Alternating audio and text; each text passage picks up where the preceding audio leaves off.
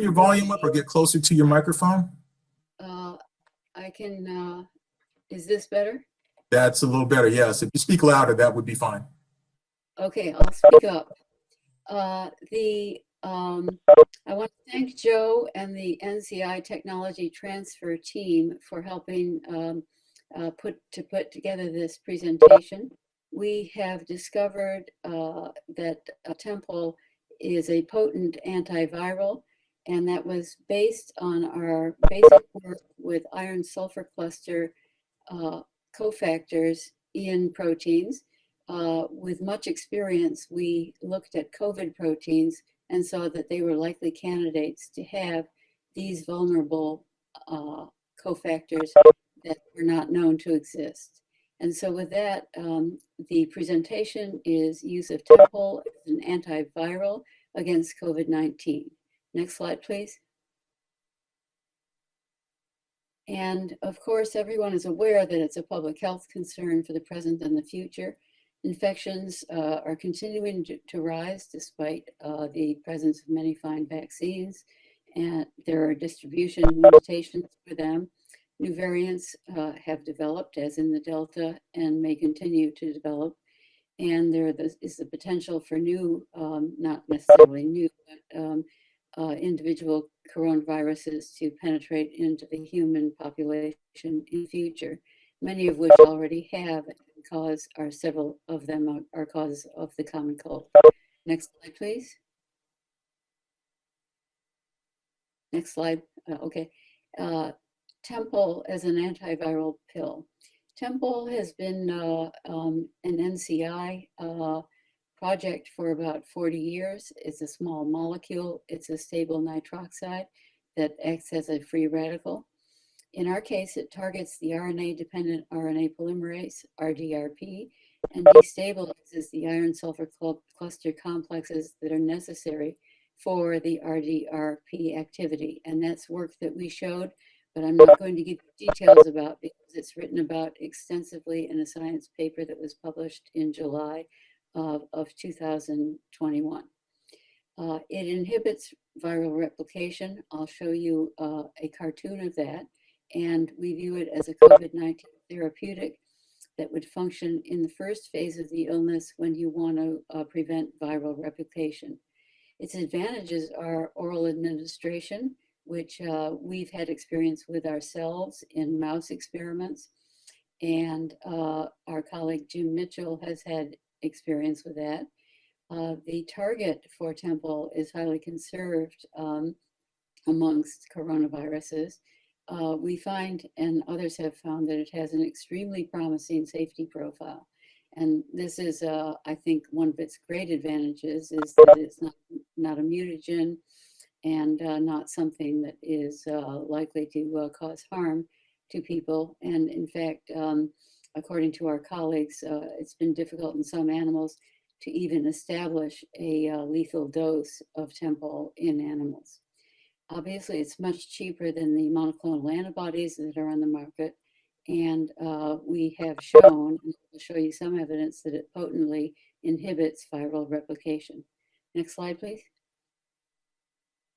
And an additional advantage is that in doing sequence comparisons, we think that the same features that have rendered SARS-CoV-2 dependent on iron sulfur cofactors for their function are also present in MERS, SARS-CoV-1, miscellaneous RNA viruses, and then two of the prominent causes of the human common cold, which are listed on the right here, and then quite a few more coronaviruses that I'll show you in the table later. Next slide, please. Obviously, the therapeutics market is huge. It was estimated at 20 billion in 2020 to 21, and the forecasted drug sales are shown here in a pie graph. And we can see that the projected sales for 2023 to 2027 are 32 billion. That is an incentive for development, in addition to, of course, getting past this pandemic, which has wrought so much harm to our population. Next slide, please. And here is a list of the competitive landscape. And among the drugs that people have been focusing on recently in the news, there's Paxlovid, which is coming up for FDA approval. Molnupiravir, a Merck product. It's a nucleoside analog that causes mutagenesis. It's a small molecule that can be given orally. And I'll skip over the Roche ATF because it's not, they need to do another trial. Remdesivir was the treatment of choice. Its IV administration and lack of efficacy in certain settings have made it fall out of favor.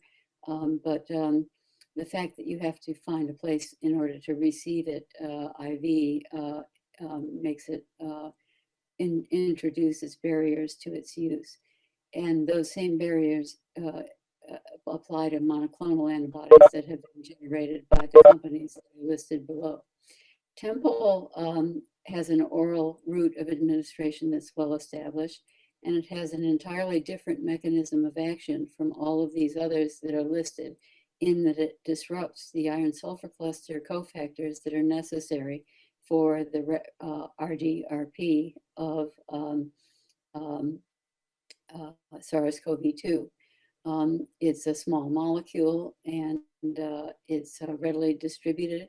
We have a lot of information about how it's taken up, and a lot of information about its usage in animals for other reasons. And combined with the experience of our colleague Jim Mitchell and others at NCI, some of which is unpublished, we feel that the advantages of oral Tempol could be potentially huge because of its different mechanism of action and because of its very low toxicity.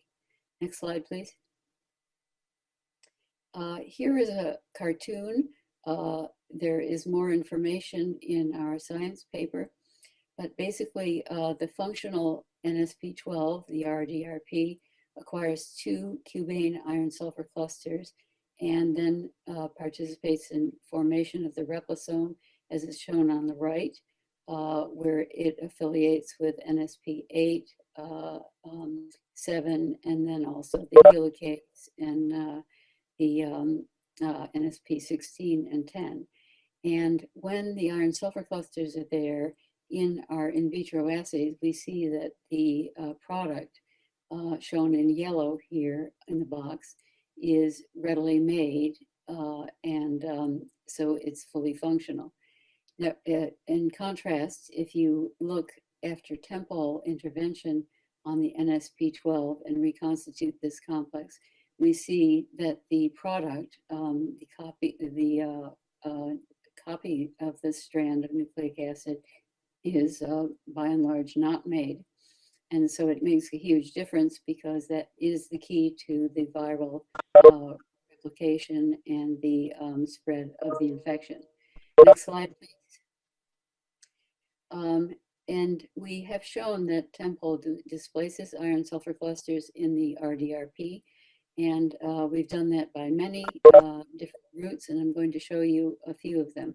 One is we can look by UV absorbance, and we see a shoulder that comes from iron sulfur clusters at 420.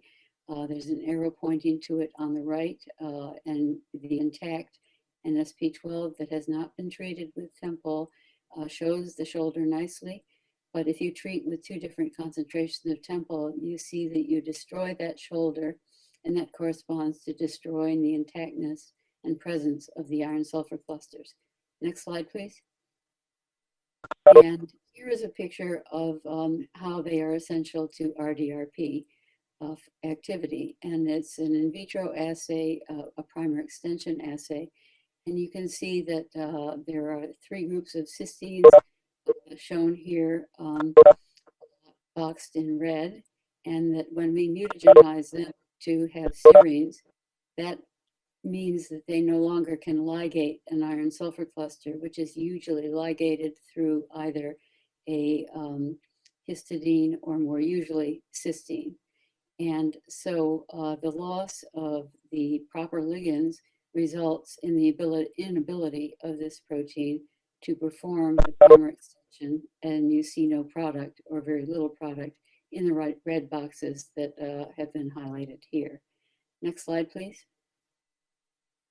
And we see with increasing concentrations of Tempol that primer extension is markedly reduced as we get to higher and higher concentrations of Tempol, as would be expected if we're more potently disassembling the iron sulfur cluster. Next slide, please. And we did studies in viral tissue culture. We used Bureau cells and did a Tempol dose response curve, and that's shown here. And the MOI refers to the number of particles we used to infect the cells. And then you can see the concentrations of Tempol that were used, right? And you see a huge fall off in the viral titers at the boxed, both bars are boxed, and it occurs at around 0.4 millimolar, or and then beyond that. But we already see the diminished effect at 0.2 millimolar in the orange bar just to the left of the bars from there. Next slide, please. And these results gave us encouragement that we were having a very significant effect on the ability of the virus to replicate in tissue culture. And we wanted to go to a good animal model. And we did an experiment in the golden Syrian hamster, which is regarded among many as being a very excellent animal model. And these results are confidential, and I'm not going to reveal exactly what they were. But what we saw was that we had what we consider to be great results. We saw a marked change in the lung pathology in animals that were treated with Tempol, and a marked reduction in viral replication that corresponded to that. That is the subject of a paper that is now being prepared. Next slide, please. Next slide, please. And the Tempol has a stronger inhibitory effect on the SARS-CoV RDRP than the standard of care. And here we've done a comparison with remdesivir and with Tempol. And in the red boxes, you can see that Tempol has a very profound effect compared to remdesivir, and remdesivir plus Tempol adds some minimal extra efficacy, but not very much, as if you compare the intensity of the small bars that represent the primer extension shown in the red boxes. Next slide, please. And people have asked the question, if Tempol has this effect on iron sulfur clusters, why doesn't it destroy all the iron sulfur proteins in the body? Because we've written, and many people now know, that there are several thousand iron sulfur proteins in the body, and they're crucial to the function of the mitochondria, to ribosomal function, to translation, and to DNA polymerases and repair. And the reason that we believe that these crucial enzymes are not adversely affected is that they are usually buried within the secondary structure of the protein in a manner that protects them from access to Tempol, as is shown here in this picture. And so when we treat with Tempol, you can see for this enzyme, the dihydropyridine dehydrogenase. On the right, you see an activity assay, and you see that there is no diminution of its activity, as shown by the upper black spot upon treatment of Tempol in a variety of cell lines. Next slide, please. And also, effective doses of Tempol do not impair processes requiring iron sulfur proteins in the mitochondria. there are 12 iron sulfur clusters in the mitochondrial respiratory chain, and they all work fine. And the reason that we propose for that is that Tempol does not have a mechanism of entering into the mitochondrial matrix because it's prevented by the protein gradient of the mitochondrial matrix. So the mitochondria themselves are not adversely affected by Tempol. Next slide, please. And so we have made a patent application, Tempol as a therapeutic to inhibit viral replication, including COVID-19, and hopefully extending to many other coronaviruses. Its commercial advantages are its oral administration, the fact that the targets are identified, and that it has a very promising safety profile, much cheaper than antibodies, and that it likely potently inhibits viral replication in most, if not all, coronaviruses. And we say that because we've done sequence comparisons and we see that the features that are important for insertion of iron sulfur clusters are retained in most of the coronaviruses that we've looked at. And in fact, actually, really all, but there might be more out there that we don't know about. Next slide, please. And so what we're looking for is collaboration and licensing partners for future studies. And ultimately, we'd like an IND that permits use of high doses of Tempol as needed. We have reason to believe that Tempol could be used in quite high doses. And we'd like to do a dose ranging study. We'd like to do further in vivo proof of concept and further safety profile characterization in order to get permission to do a more aggressive IND. We'd like help with clinical trials. We'd like to start with some small clinical trials before we work up to bigger ones, but we are optimistic about that.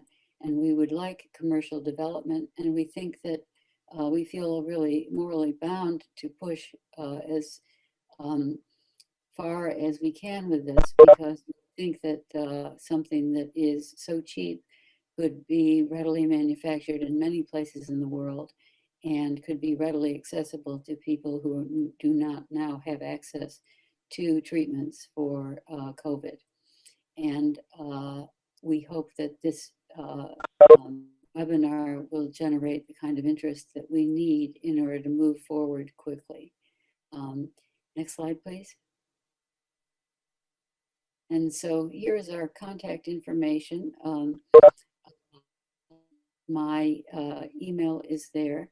And for the licensing and collaboration interests, you see the name Zarfine Jinnah, Zarfine. And she will be handling any questions about that we've received about the patenting and intellectual property. And I'll be handling any questions that people have about everything else. So with that, let's go to our question and answer session. Okay, thank you, Dr. Rouault. Appreciate it. So for those who have questions, just type your questions into the chat box and I will read them off for Dr. Rouault to provide a response. So some of the questions that have come in so far. So Dr. Rouault, one question here says, do you think that an oral Tempol capsule could be made available as an over-the-counter drug? And if so, what would be the advantages to that? Well, I think that it could, because it has such an excellent safety profile. And I think the huge advantage to that would be in all of our other treatments, we have such barriers to use. And for instance, Tylenol and aspirin and a variety of other things that you can buy over the counter have safety profiles of their own. It's just that they're judged to be safe enough to use. I think that there could come a day when you could develop the symptoms of a common cold or COVID, not necessarily await a rapid test, but simply take the treatment for COVID that has been developed and not have to wait in a drugstore for the outcome of a test or get a prescription for a drug, which can be time consuming, and then have to pay for it, which many people can't do. I think that's something that I'm very enthusiastic about, because I really don't see any obstacles right now. Perhaps other people will point it out to me, but it would be a huge advantage. So that's one point that I wanted to make. Okay. Another question that showed up is, what benefit does Temple have as compared with the Pfizer or Merck antiviral pills? I think you might have mentioned that when you were looking at the table. Yes. That again? So with regards to the one of those is a mutagen, and there is an issue with a mutagen, which is that they've done some studies there, but they are not, they don't have a long-term readout of that. And a mutagen would be teratogenic and perhaps have an adverse effect on sperm. And it would be something you'd want to monitor closely and not give without due cause. I think the molnupiravir is not something to be given lightly. The new drug from let's see, the the one that has been the Paxlovid that is now under consideration. It is a protease inhibitor, and one of the potential disadvantages of that could occur in the future is that you could have mutagenesis and escape from its effect. Whereas with Tempol, we don't think that mutagenesis and escape from the Tempol effect really can likely occur, because the mutagenesis that would protect you from the effect of the drug would also inactivate the replicase, because it would be inactivating the places at which the iron sulfur clusters attach and make it into a functional protein. So those would be two differences that I think are, it remains to be seen. Certainly, a huge advantage of Tempol is that it could also be a drug that could be given in combination with other drugs. And that has been useful in AIDS treatment and to prevent escape mutations. And it could be given because it has a good safety profile, and because I just said that it doesn't appear theoretically to have much capability at all to escape from the Tempol effect on its activity, because of what I just said, that the escape would involve also losing its capacity to function. Okay, thank you for that. Another question that's come in is, what are the chances that the virus would develop mutations that allow it to escape the antiviral effects of Tempol? Yes, and I think that the chances theoretically are very low, because of the point that I just made about how the iron sulfur clusters have to attach in a certain manner, and anything that you do that interferes with that would also interfere with the efficacy of the replicase itself. But there is yet another experiment that we have done but not published, in which we passaged Vero cells at sublethal doses of Tempol for 8 to 9 passages and sequenced them at the end, and we found no acquisition of mutations in the RDRP after these sublethal doses of Tempol, which is a very good sign, because no escape mutations developed. Okay, excellent. Thank you for that. We have another question here. Would Tempol be valuable in combination with other oral antivirals? Yeah, I think it would be great, just in the same way that the addition of several drugs to the AIDS armamentarium made all the difference. A single drug of any other type has the capacity to escape the antiviral or anti the drug effect, whatever through whatever mechanism it occurs. But if you have it in combination with another drug that is working through a different mechanism, then that enhances the likelihood that there will be no escape mutations tolerated. And so I think it's a excellent drug to use in combination with other drugs. Okay, excellent. There is another question here. Trying to see if I can parse this down. Can you explain the difference between antiviral properties versus anti-inflammatory? Yes, the COVID, the SARS-CoV-2 illness is basically consists of two phases. The first is active viral replication, and that often is considered to be the first 7 or so days. And after that point, when people look, they find that there is no live virus anymore, but the disease progresses. And the way that it progresses is that there's an immune response to probably an autoimmune response to the damage that has been caused by the virus. And that is what causes the adult respiratory distress syndrome, the consolidation of the alveoli, the inability to exchange air and to obtain oxygen, and cause lung failure, failure of other organs, and death.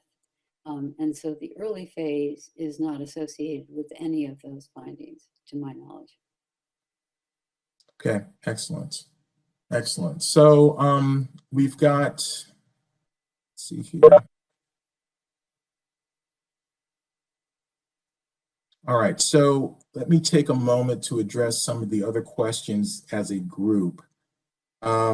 We've got a lot of questions here regarding edemas and their activity with regard to their clinical trial that's going on, and a bunch of questions regarding the intellectual property, who owns it, and the like. So let me just generally say that we are aware, NIH is aware of edemas's trial. We are also aware of various patents that are published, issued, and what I can say is that the technology that Dr. Rouault is describing here, we believe is distinct from the claims in those patents, as well as what edemas is doing in their clinical trial. There are a lot of questions associated with that here. This is not the forum to actually provide those answers. However, that doesn't mean that we don't want to have that conversation. So that conversation can certainly be had. In the sense we can talk with, you can contact Zarfine and or Dr. Rouault about that. And we'd be happy to discuss that offline.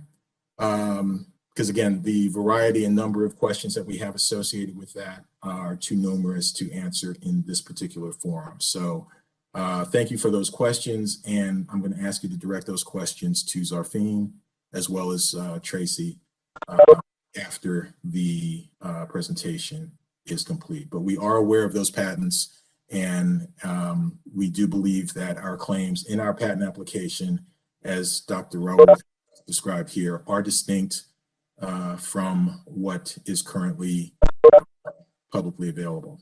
So with that, that is how we'll address those questions. Okay, let's see if there's anything else.